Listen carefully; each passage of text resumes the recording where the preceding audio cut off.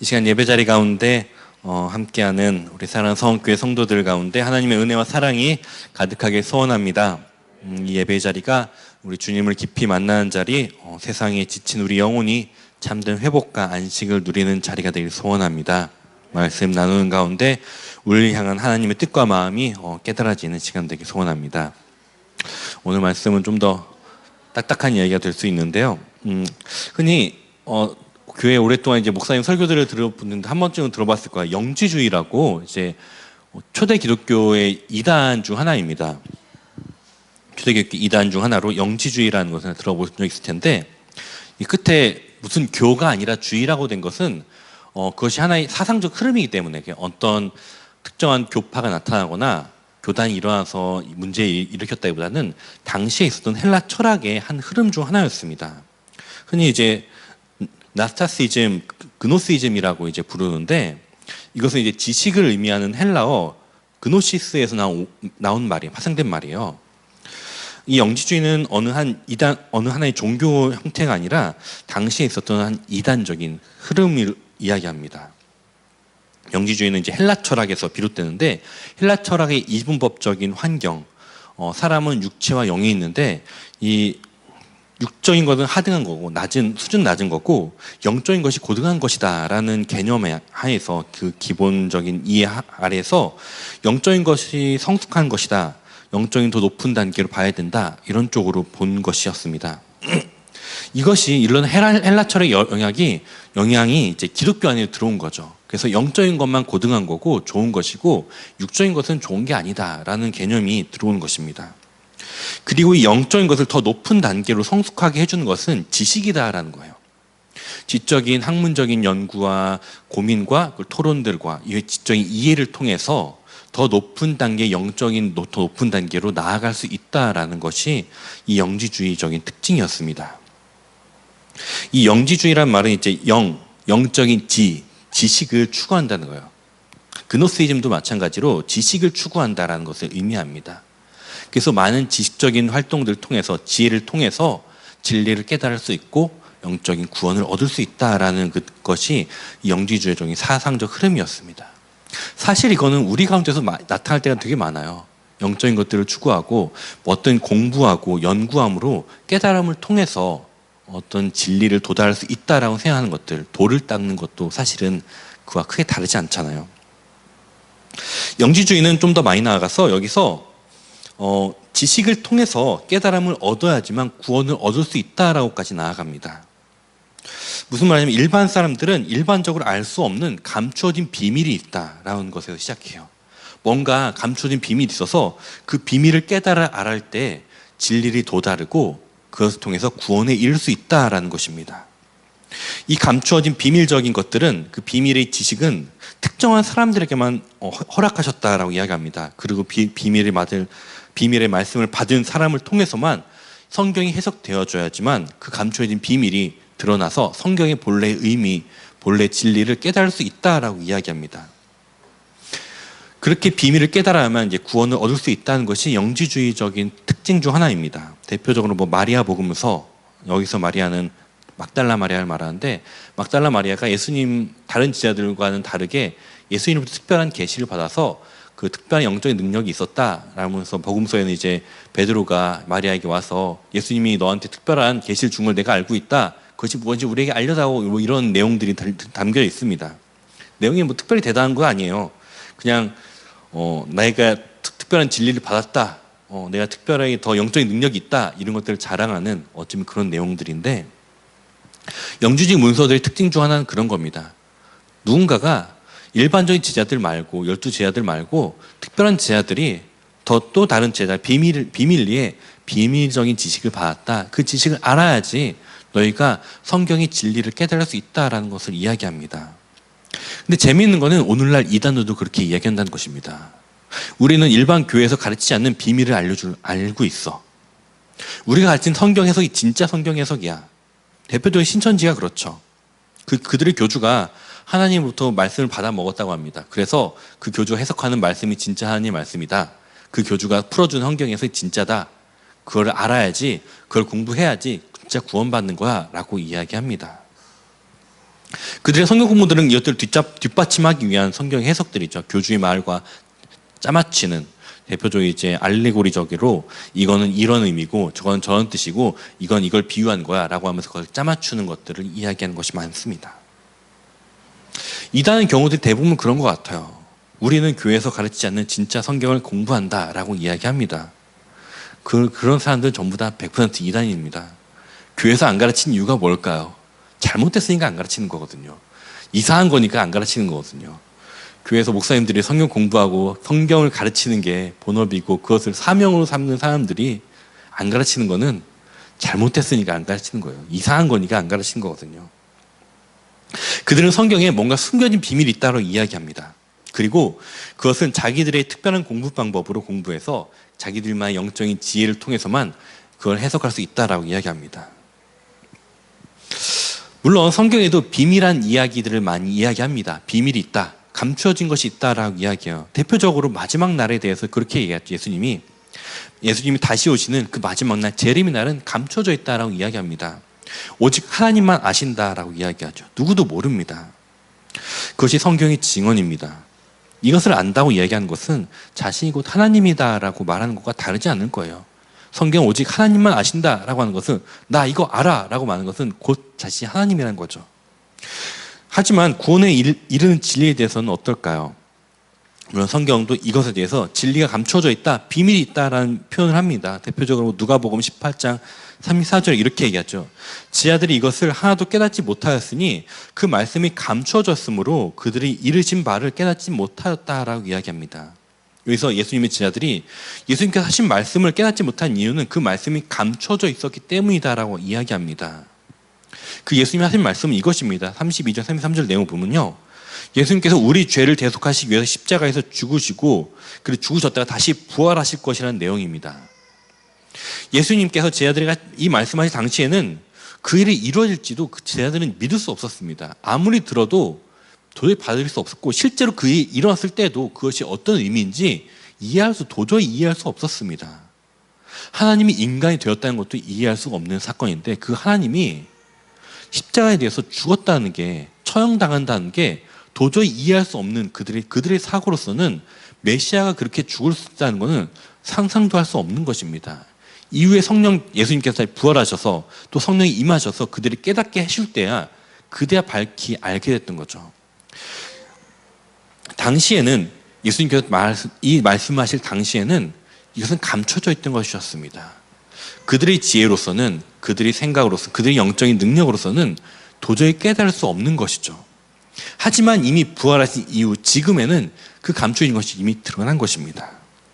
골로새서 1장에서 바울은 이렇게 합니다. 이 비밀은 만세와 만대로부터 감춰졌던 것인데 이제는 그의 성도들에게 나타났다라고 이야기합니다. 하나님 안에 감춰진 비밀이 있는데 그것이 드러났다. 여기서 말한 비밀은 또 역시 그것입니다. 하나님이 다음 절에서 27절에서 이렇게 얘기합니다. 하나님이 그들로 하여금 이 비밀의 영광을 이방인 가운데서 얼마나 풍성한지를 알게 하심이라. 이 비밀은 너희 안에 계신 그리스도니 곧 영광의 소망이다 라고 이야기합니다. 감춰있던 비밀, 만세로부터 감춰있던 비밀은 바로 그리스도께서 우리 가운데 오셔서 우리를 위해서 십자가 지시고 죽으셨다는 것입니다. 성경이 말하는 구원의 비밀은 예수님의 십자가 고난을 통해서 완성되는 하나님의 구원 계획을 이야기합니다. 하나님이 사람이 되셔서 우리 죄를 위해 십자가에 달려 죽으셨다. 우리 스스로 죄의 문제를 해결할 수 없는 우리를 위해서 하나님께서 직접 그 죄의 문제를 해결해 주셨다는 이것입니다. 그리고 부활하셔서 지하들에게 나타나심으로 그 뜻을 알게 하셨다는 것입니다. 부활의 영광을 밝히 보이셨다는 거죠. 진리는, 성경이 말하는 진리는 분명합니다. 숨겨져 있거나 감춰진 것이 아닙니다. 이미 다 드러났습니다. 예수님의 죽음을 통해서, 십자가의 고난을 통해서, 그리고 부활을 통해서 우리에게 이미 드러난 것입니다. 우리가 아는 다 그것이죠. 주 예수를 믿으라. 그리하면 너와 내 집이 구원을 받으리라. 예수님을 믿는 것입니다.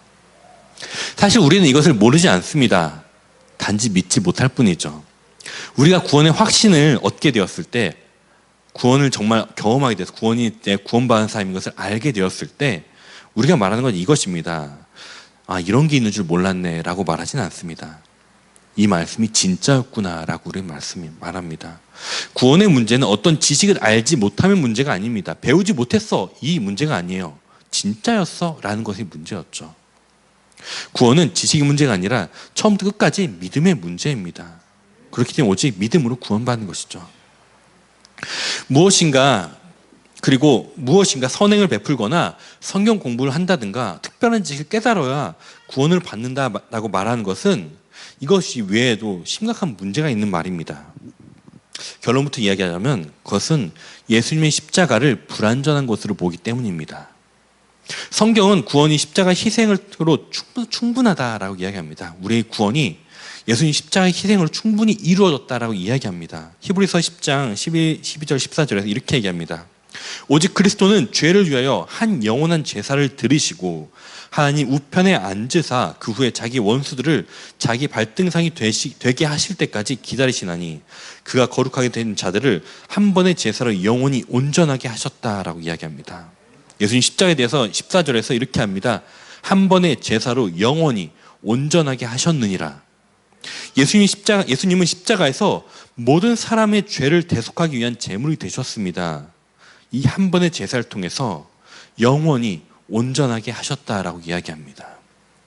온전하다는 것은 부족함이 없다는 것입니다. 더 이상 뭘 채워낼 필요가 없다는 것입니다.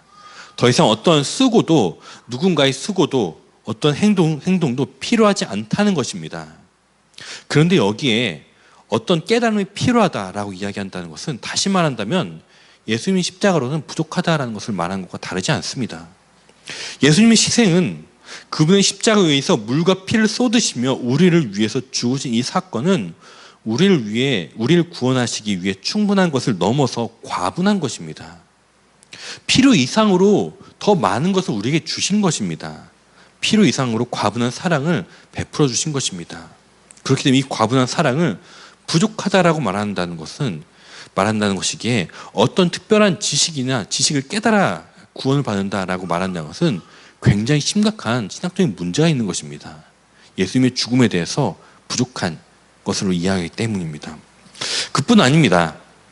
이것은 모든 이들을 구원하시기 위한 하나님의 뜻과 반대됩니다. 디모데후서에서 바울이 이렇게 이야기합니다. 2장 4절에서 하나님은 모든 사람이 구원을 받으며 진리를 아는 데 이르시기를 원하시느니라 라고 고백을 합니다. 하나님 원하시는 것은 모든 이들이 구원받기 원하신다.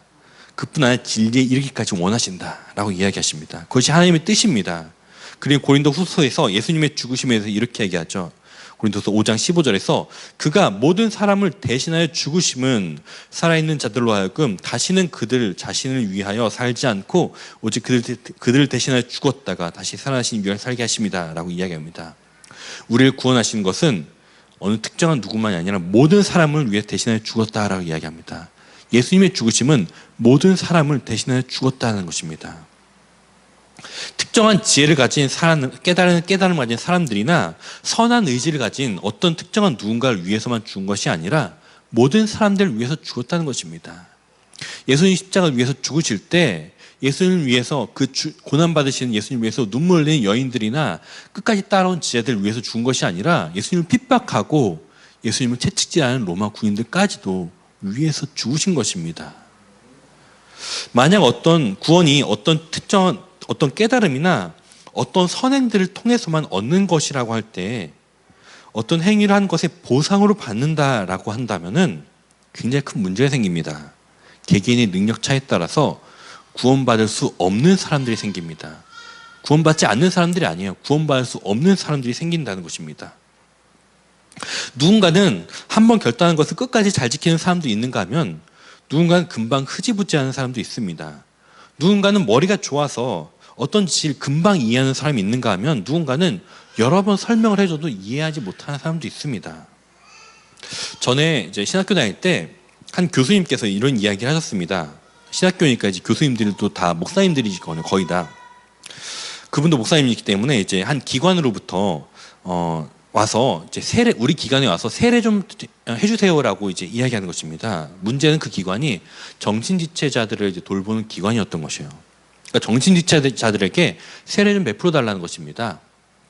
원장님이 이제 부탁하는 거죠. 우리 구원 세례를 못 받는 사람들이 있으니까 세례 좀 베풀어 주세요 이야기하는 겁니다. 보통 세례 베풀 때는요, 세례 교육을 합니다. 세례가 어떤 의미인지, 이 세례가 받는 것이 어떤 의미로 있고 내가 어떤 마음을 받아야 되는지, 그리고 믿음의 결단을 확인을 합니다. 보통 어떤 교회는 영상으로 그걸 녹화하기도 하고 또 서문으로 직접 작성하도록 하기도 하고요. 그 다음에 세례를 줍니다.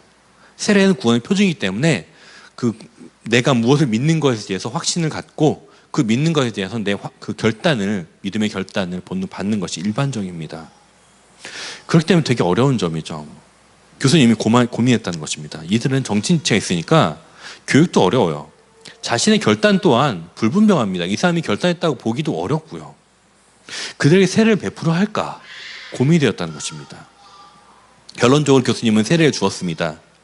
그때 교수님이 했던 표현은 이런 표현을 쓰셨어요. 목사의 믿음으로 세례를 주었다. 나는 목사의 믿음으로 세례를 주었다. 이 사람들이 교육도 안 되고 믿음 결단도 없지만 목사의 믿음으로 세례를 주었다.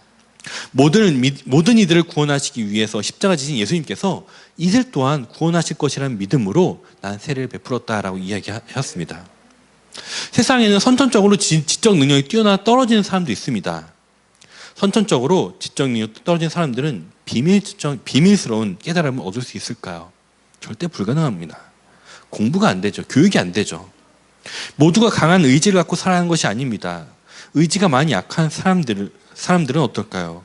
지적인 공부든 어떤 의지적인 것이든 자신의 능력에 따라서 구원이 주어지게 된다면 각자의 능력 여부에 따라서 구원을 얻지 못한 사람이 생길 수밖에 없습니다. 그것은 성경이 말하는 하나님의 뜻, 모든 사람이 구원하시기를 원하는 하나님의 뜻과는 배치되는 것입니다. 모든 사람을 구원받기 위해서는 구원이 우리의 능력이나 우리의 행위에 달려 있으면 안 됩니다. 그렇기 위해서는 하나님의 은혜로, 그렇기 때문에 하나님은 하나님의 은혜로 이 길을 열어주신 것입니다. 구원은 믿음으로 받는 것입니다. 이것이 기독교의 진리입니다. 사람들은 이것을 잘 믿지 못합니다. 어쩌면은 그렇기 때문에 이단이 말하는 그 비밀이라는 것에 혹하기도 하는 것 같기도 하고요. 또 너무 쉽기 때문에 믿지 않는 것 같기도 합니다. 이미 다 드러나 있는 구원을 믿지 못하는 것 어찌 보면은 제 개인적으로 너무 쉽기 때문에 그런 건 아닌가 싶기도 해요. 믿기만 하면 구원받는다. 너무 쉽기 때문에 믿지 않는 것 아닐까요? 그래서 믿지 않는 사람들은 이렇게 얘기합니다. 살인자도 나쁜 일 많이 한 사람도 예수님만 믿으면 구원받느냐? 아무리 착하게 살아도, 열심히 살아도 예수님 안 믿으면 지옥 가냐? 라고 이야기합니다. 구원이라는 어마어마한 것을 얻기 위해서, 그 큰 복을 받기 위해서 겨우 믿기만 하면 된다니 말이 안 된다라는 것입니다. 그저 믿기만 하는데 그것이 뭐 대단한 것이라고 구원받는 자격을 주느냐는 것입니다. 그런데 이런 생각에는 큰 오해가 있기 때문에 그렇습니다. 그것은 많은 사람들이 구원을 보상의 개념으로 바라보기 때문입니다. 큰 보상을 얻기 위해서는 그에 합당한 노력을 해야 됩니다. 업적을 이루어야 됩니다. 우리가 좋은 대학에 가기 위해서는 그만큼 뼈를 깎는 노력을 해야 되잖아요. 뛰어난 운동선수가 국가대표가 되기 위해서는 뼈를 깎는 고통적인 노력을 해야 됩니다. 연습을 해야 되는 것입니다. 그거는 보상이기 때문에 그렇습니다. 우리는 마치 구원도 또한 이런 보상의 개념을 보기 때문에 이 놀라운 보상을 얻기 위해서는 내가 무엇인가 해내고 무엇인가 어떤 성취나 업적을 해야 된다고 생각합니다. 다시 말해서 우리가 구원받기 위해서는 구원받을 만한 어떤 일을 해야 된다고 생각하죠. 내가 구원받을 만 해야 된다라는 것입니다.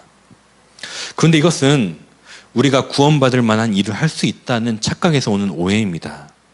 난 열심히 하면, 잘 살면은 구원받을 만한 사람이 될 수 있다라는 우리의 오만에서 온 것입니다. 우리가 구원받는다라는 말을 여러 가지 표현으로 할 수 있지만 제가 좋아하는 표현 중 하나는 하나님과 깨어진 관계가 회복되었다라는 것입니다. 창세기에서 선악과 이야기는 우리가 죄를 지었기 때문에 하나님과 관계가 깨어졌다라고 이야기합니다. 선악과를 통해서 우리에게 전해준 이야기는 우리가 하나님과 갈라진 이유는 우리가 죄를 지었기 때문이다라는 것입니다. 다시 말하면 구원은 하나님과 우리의 관계를 맡고 있는 죄의 문제를 해결하고 다시 하나님께 돌아가는 것을 의미합니다. 우리의 문제는 선행을 통해서 죄를 없앨 수 있다고 착각하는 것이죠. 제가 만약에 세진이를 때렸어요. 그 뒤에 한진이에게 선물도 주고 도움도 주고 잘해 좋은 일을 많이 했다고 합시다. 제가 세진이를 때린 죄가 없어질까요? 만약에 제가 세진이에 상해를 입혔습니다. 그럼 상해죄를 처벌받을 겁니다. 근데 제가 착한 일을 많이 한다면 그 상해죄가 없어질까요? 만약에 세진이에게 보상을 한다면 상해죄가 없어질까요? 물론 세진이는 그 보상을 받을 만큼 합의를 해줄 수 있을 것입니다. 하지만 상해죄 자체가 없어지는 건 아닐 거예요. 상해죄를 없애려면 그 형을 살아야 되는 거죠. 그 죄의 대가를 치렀을 때 죄는 없어지는 것입니다. 많은 사람들이 선행을 통해서 구원에 이를 수 있다고 착각합니다. 착하게 살고 남을 도와주고 좋은 일 많이 하면 천국 가겠지. 그러나 우리의 선행은 우리의 죄의 문제를 해결할 수 없습니다. 아무리 착한 일을 많이 하여도 죄를 지은 것은 그대로 죄로 남아있는 것입니다. 하나님과 우리의 관계가 깨져 있기 때문에 그 선행은 하나님 앞에서는 사실 아무 의미가 없는 것입니다. 이 죄는 공소시효가 있어서 사라지는 것도 아닙니다. 기억나지 않는다고, 시간이 지난다고 사라지는 것도 아닙니다. 오직 그 죄의 대가를 치를 때에만 없어지는 것입니다. 문제는 그 죄의 대가가 생명이신 하나님으로부터 단절된다는 것입니다. 즉 사망인 거죠. 생명으로부터 완전한 단결. 즉 우리는 결과적으로 우리는 이 죄의 대가를 치를 수 없는 것입니다. 치르는 순간 우리가 더 이상 우리가 아니니까요. 죽어서 없어지니까요. 구원은 보상이 아닙니다. 그것을 보상으로 받을 만한 일을 우리가 할 수 없기 때문입니다. 왜냐하면 죄의 문제가 우리를 붙잡고 있기 때문에 우리가 구원받는 것은 우리 행동에 대한 어떤 보상으로 받을 수 있는 것이 아닙니다. 오직 우리를 사랑하신 하나님의 전적인 선물일 뿐입니다. 우린 단지 이것을 믿음으로 받는 것입니다. 고작 믿는 것. 믿는 것이 무슨 선함이 있고 거룩함을 이루거나 업적을 이루는 것이 아닙니다. 믿음으로 구원을 이루는 것이 아닙니다. 이미 하나님께서 십자가를 통해서 이루신 구원을 우리가 믿음으로 받는 것입니다. 그것이 바로 우리의 믿음입니다. 나를 구원하셨음을, 내 죄를 위해서 이미 예수님께서 십자가 지셨음을 믿는 것입니다. 이 구원을 이루시기 위해서 하나님께서 수고하셨던 것입니다. 스스로 사람이 되어 낮아지고 천한 곳을 내려가서 그 십자가 지심으로 온전한 구원을 이미 이루셨습니다. 우리가 받을 구원은 바로 그런 것입니다. 그렇기 때문에 이것을 은혜라라고 이야기합니다. 그렇기 때문에 구원은 우리의 믿음에 대한 보상이 아니라 우리에게 주신 선물을 믿음으로 받는 것입니다. 하나님께서 자기 몸을 내어주셔서 이루신 것을 우리는 그저 선물로 받기만 하면 되는 것입니다. 그것이 믿음인 것입니다. 그렇기 때문에 우리는 고작 믿기만 하면 되는 것입니다. 보상은 열심히 있는 사람만 받을 수 있습니다. 능력 있는 사람만 받을 수 있습니다. 명문대 가고 싶다고 다 갈 수 있나요? 다 못 갑니다. 수고해야 되죠. 열심히 공부해야 됩니다. 근데 아무리 열심히 공부해도 못 가는 사람이 있더라고요. 머리도 좋아야 되고요. 거기다 운도 좋아야 되더라고요. 그래야 사람들이 부러워하는 좋은 대학에 가는 거죠. 이런 게 바로 보상의 개념입니다. 그러나 선물은 그렇지 않습니다. 능력이 없어도, 무능해도, 머리가 나빠도, 운이 없어도 받을 수 있는 것이 선물입니다. 하은이가 100일이 지났을 때 선물을 참 많이 받았어요. 특별하게 뭐 수고한 거 아무도 없습니다. 잘한 게 있나요? 노력한 게 있나요? 없습니다. 그냥 선물을 여기저기 많이 받았어요. 과분하게 많이 받았죠. 심지어 하은이는 그 선물이 어떤 가치 있는지도 몰라요. 금반지 이런 거 받았는데 이게 뭐 한지도 몰라요. 뭐 했는지도 몰라요. 가치도 모르지만 선물은 받을 수 있습니다. 그 귀한 선물을 받는 거죠. 조건이 있다면 한 가지입니다. 사랑하기 때문에 주는 거죠. 관계로서 주는 것입니다. 이것이 바로 선물인 것입니다. 하나님께서 이 구원을 우리에게 선물로 주신 것은 모든 이들로 하여금 구원받을 수 있게 하기 위한 것입니다. 그것은 하나님께서 우리를 사랑하시기 때문입니다. 하나님이 우리의 아버지 되기 때문입니다. 그렇기 때문에 이 모든 것이 은혜인 것입니다. 우리가 구원받아 하나님의 자녀가 된 것은 우리가 무엇인가 보상받을 만한 일을 했기 때문이 아닙니다. 하나님께서 우리에게 은혜를 베풀어 주신 것입니다. 그렇기 때문에 구원은 전적인 하나님의 선물인 것입니다. 우린 그저 믿기만 하면 되는 것입니다. 믿음으로 주님이 이루신 그 구원을 받는 것입니다. 우리가 신앙생활하는 것은 이 구원을 받기 위해 하는 것이 아닙니다. 반대로 구원을 받았기 때문에 신앙생활을 하는 것입니다. 이 구원의 은혜를, 그 열매를 우리 삶 속에서 누리며 살기 위해서 우리는 신앙생활을 하는 것입니다. 하나님께서 나를 자녀 삼으셨기 때문에 우리 하나님께 기도하는 것입니다. 하나님 내 기도를 들으시기 때문에, 하나님 우리 아버지 되었기 때문에 우리가 구하는 필요를, 구하는 것들을 채워주실 것을 우리가 알기 때문에 기도하는 것이죠. 내 손에 있는 물질이 하나님께서 주신 선물이라는 믿음의 고백이기 때문에 우리는 헌금을 드리는 것이기도 하고요.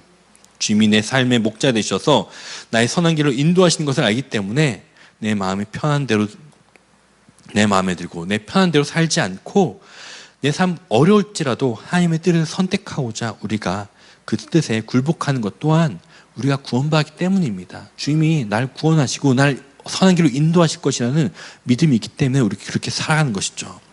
우리 모든 신앙생활은 하나님과 관계가 온전히 회복되는 것을 전제하고 나아가는 것입니다. 우리가 구원받았다는 것을 전제하고 하는 것입니다. 더 많은 구원의 은혜를 누리고자 우리가 신앙생활을 하는 것이죠. 말씀을 정리하고자 합니다. 창세기를 보면요, 아브라함은 하나님께서 아브라함을 택하셔서 그에게 약속을 주시고 믿음의 여정을 가게 하십니다. 가나안 땅으로 가라라고 하시죠.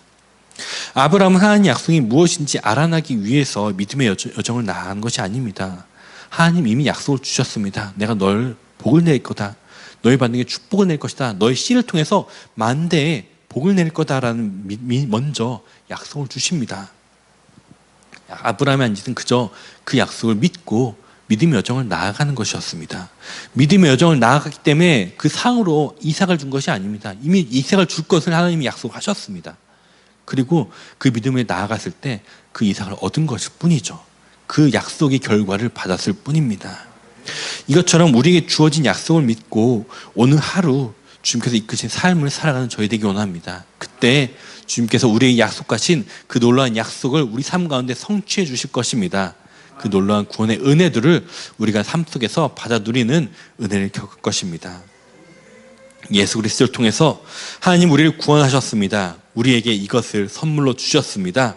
우리가 할 일은 이제 간단합니다. 이것을 믿고 온전한 신앙생활을 하는 것입니다. 예배 잘 드리고 하나님께 온전히 찬양을 드리고 또 말씀을 내 삶에 적용하며 그 말씀대로 살기 위해 고민하고 노력하는 것입니다. 그리고 날 구원하신 하나님의 약속을 신뢰하며 나의 삶의 자리에서 하나님이 원하시는 일들을 하나씩 행하시는 것입니다. 그리고 그 자리 가운데서 그렇게 주님을 따라가는 데서 주님께서 베풀어 주신 놀라운 은혜와 축복들을 바라보는 것입니다.